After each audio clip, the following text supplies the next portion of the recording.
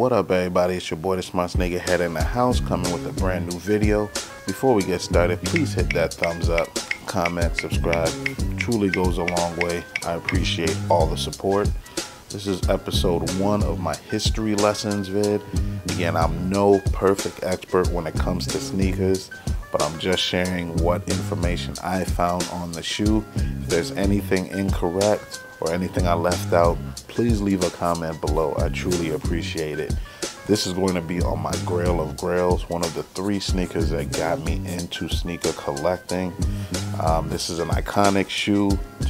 This is what got most people into their sneakers, this is what got most people into collecting sneakers. We have none other than the Air Jordan 11 Concords. Amazing shoe, Fire Flame Fuego shoe, Classico Thundermundo shoe. This shoe right here set the sneaker world and the NBA by storm. Jordan actually debuted these on May 7th of '95 during the Eastern Conference semifinals. Jordan came back halfway through the season after unretiring from baseball. Came back, helped to get the Bulls in the playoffs. It wasn't their best year. They ended up losing to the Orlando Magic in the Eastern Conference semifinals, the first time Jordan and the Bulls didn't win a title during that historic run that they had of 6 championships.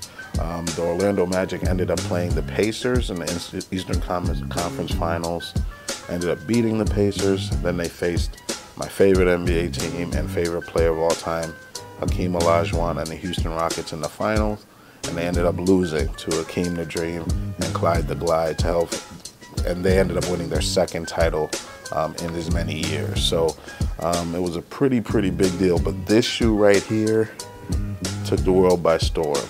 The NBA actually banned Jordan from wearing this shoe because it didn't fit the color code portion of the dress code of the NBA players and what they could wear on feet.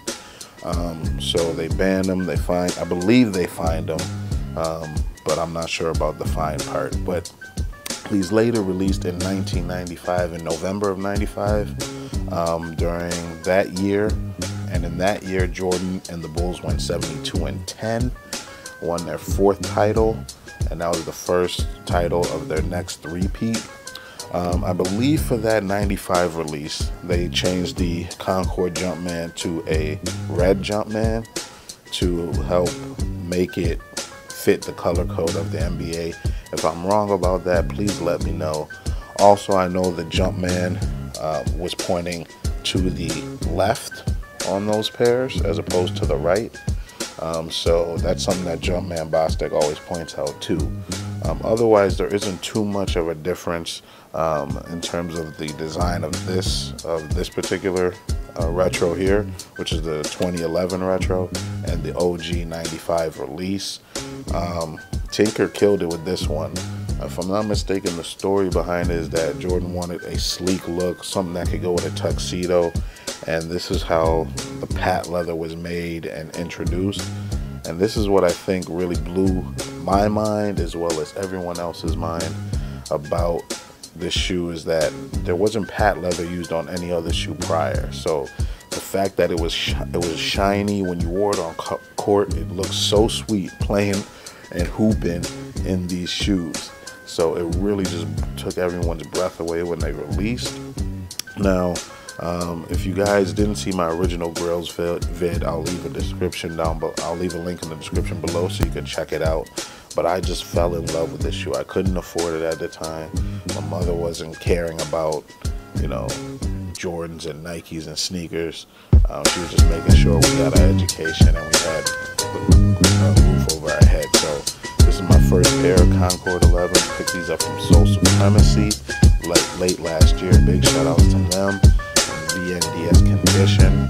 These were retro 3 times. I believe the first time that these were retroed was October 25th. These were released October 25th of 2000. Then they were retroed again in the DMP pack on January 28th of 06. And the DMP had the gold Jumpman. It didn't have the purple traction pod, the Concord traction pod either. But I love that DMP pack. I'm actually looking for those to keep myself. So if anybody knows anyone with a good deal on the DMP pack, size 11 for the just for the 11s, I don't really need the 7s. I'll appreciate the assist on those. And then they recently retroed on December 23rd of 2011, which is this pair right here. So they've retroed a handful of times. My guess is that by 2017 or 2018 they'll retro again, and I hope to get them at retail this time. But yeah, this shoe is a timeless shoe. That was my history lesson. Again, let me know down below if I forgot anything, if there's something you want me to change on this video, if there's something I got wrong. Let me know. I truly appreciate all the feedback. And with that being said, it's your boy, the Smart Sneakerhead, and a brother is out.